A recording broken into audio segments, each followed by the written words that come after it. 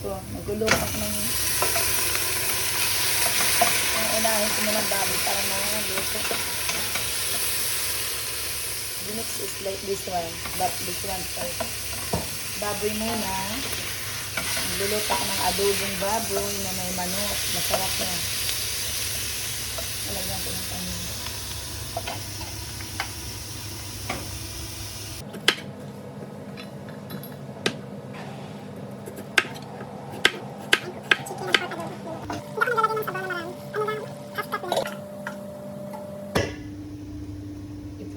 Na ako na inuna ko yung baboy.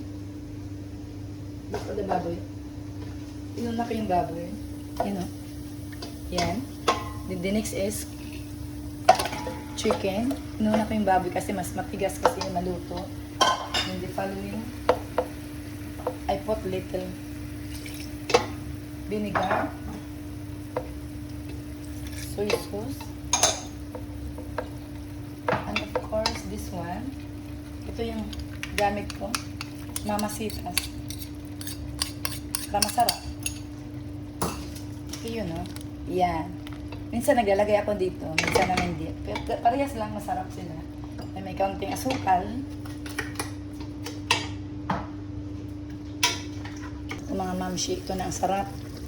Chicken. Pork and chicken adobo. Ilalagay ko na yung patatas. Malapit na maluto kasi. Kaya kayo kung gusto niyo gayahin yung recipe ko, ito lang. Masarap naman siya.